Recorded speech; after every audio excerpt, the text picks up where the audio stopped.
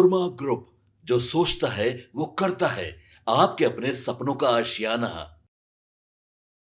नमस्कार, मैं विकास सिंह और आप देख रहे हैं भारत लाइव। देखिए, कल बीपीएससी अभ्यर्थियों को बीच सड़क पर थप्पड़ जड़ा गया। अब इसकी गूंज जो है ये बिहार में खूब हो रही है। और लेकिन अब बीपीएससी अभ्यर्थियों के लिए नेता प्रतिपक्ष तेजस्वी यादव जो है वो कूद गए हैं और उन्होंने बड़ा बयान दिया है बीपीएससी अभ्यर्थियों के लिए। साफ तौर पर उनकी पार्टी जो है लगातार सरकार पर सवाल खड़े कर रही है, कह रही है कि एनडीए लीकेज हो गया है और यही कारण है कि बार बार बिहार में पेपर लीक जैसे मामले हैं निकल कर सामने आते हैं। याद कीजिए, जब नीतीश कुमार महागठबंधन में थे तो 17 महीने सरकार चली थी और ये 17 महीने की सरकार में क्या कुछ हुआ था, क्या कुछ उपलब्धि थी कि दूसरे राज्यों में भी बिहार मॉडल को अपनाया जा रहा था। बिहार में परीक्षा नीति को लेकर दूसरे राज्यों में भी बात हो रहे थे कि किस तरीके से अच्छे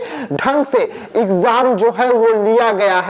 लेकिन वही नीतीश कुमार जब एनडीए में चले जाते हैं तो बार बार पेपर लीक होने लगती है और छात्रों को थप्पड़ जड़ा जाता है, जिसको लेकर इस वक्त बिहार में बवाल है। तेजस्वी यादव और चिराग पासवान आमने सामने हो गए हैं इस मुद्दे को लेकर। एक तरफ चिराग पासवान ने भी बीपीएससी अभ्यर्थियों के साथ जो भी हुआ उसको लेकर सीधा सवाल खड़े किए और कहे कि ये जांच का विषय है, जांच होनी चाहिए और निष्पक्षता के साथ जांच होनी चाहिए और जो भी दोषी है उस पर जल्द से जल्द कार्रवाई हो। डीएम साहब जो थप्पड़ मारे हैं उसको लेकर भी चिराग पासवान ने साफ तौर पे कहा कि अगर कोई भी अभ्यर्थी अपना कंप्लेन दर्ज करा रहा हो, अपना समस्या बता रहा हो तो आप उसे थप्पड़ नहीं जड़ सकते हैं। इस पर डीएम साहब पर भी कार्रवाई होनी चाहिए और उचित कार्रवाई होनी चाहिए, लेकिन बवाल थमने का नाम नहीं ले रहा है। तेजस्वी यादव सामने आए हैं अपने फेसबुक के माध्यम से लाइव आकर उन्होंने बिहार सरकार पर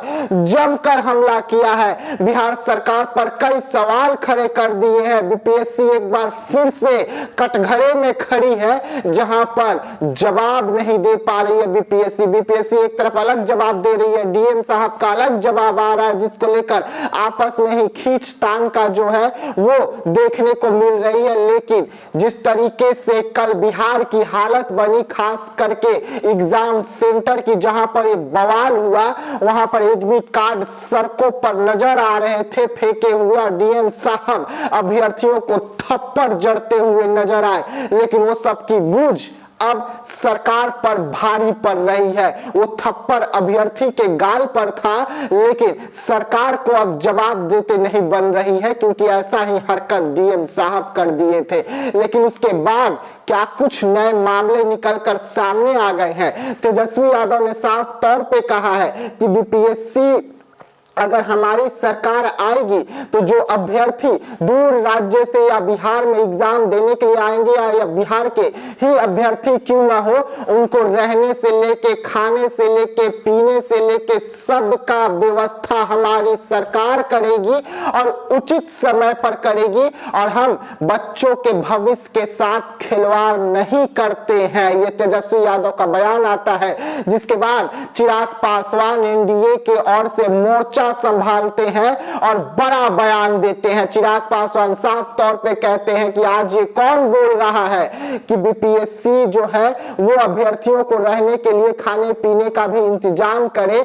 आज वो बोल रहे हैं जिसके परिवार से दो बिहार के सीएम रह चुके हैं, तो पहले ही ये व्यवस्था क्यों नहीं कर ली गई थी, जो आज सवाल उठाया जा रहा है। यानी कि तेजस्वी यादव के बयान के बाद चिराग पासवान बौखला जाते हैं और चिराग पासवान बड़ा बयान देते हैं और साफ तौर पे कहते हैं कि बीपीएससी पर सवाल उठाने वाले समय धैर्य रखिए, उचित कार्रवाई जरूर होगी। लेकिन जो ये बड़ा घोषणा कर रहे हैं कि अगर हमारी सरकार आएगी तो अभ्यर्थियों को रहने से लेके खाने से पीने का व्यवस्था हमारी सरकार करेगी, तो आप तो सरकार में थे ना, आपके परिवार से दो सीएम बने, तो आप वक्त रहते हुए ये फैसला क्यों नहीं ले लिए थे। आज छात्रों को भ्रमित किया जा रहा है और छात्रों को किस तरीके से अंधेरे में झोंका जा रहा है, इसका उदाहरण तेजस्वी यादव के बयान से निकलकर सामने आ रहा है। ये एक निजी चैनल को इंटरव्यू देते हुए चिराग पासवान ने कहा।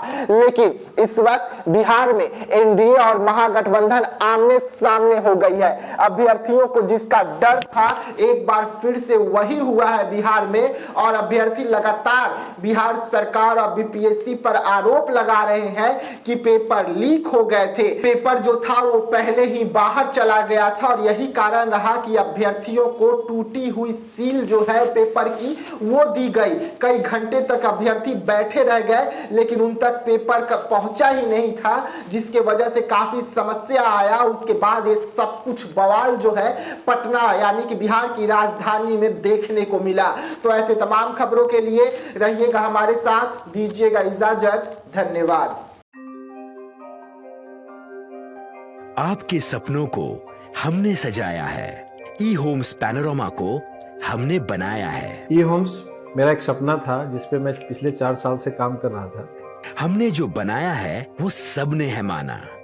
ई होम्स पैनोरामा में हो आपका भी आशियाना। और फाइनली हमने 2021 में इस प्रोजेक्ट को लॉन्च किया। बहुत लोग अप्रिशिएट कर रहे हैं कि पूर्णिया जैसे शहर में, बिहार के, एक तो बिहार की बात करें उसमें भी पूर्णिया जैसे छोटे जगह में इस तरह का लाइफस्टाइल देना, ये सुन के हम लोगों को बहुत अच्छा लगता है। ई होम्स में हमने कुछ और भी किया है, जैसे हम जिस जगह में रह रहे हैं हमारे फैमिली सिक्योर हो, उनको सिक्योरिटी का ध्यान में रखा है। आपकी सुविधा और सुरक्षा आपके लिए खास है, ये आपका विश्वास है। इसमें आर्टिफिशियल इंटेलिजेंस का 7 लेयर सिक्योरिटी का हमने इस्तेमाल किया है। लस ग्रीन कैंपस को बनाया है। यदि हमारा बाउंड्री वाल है तो वो वर्टिकल गार्डन है।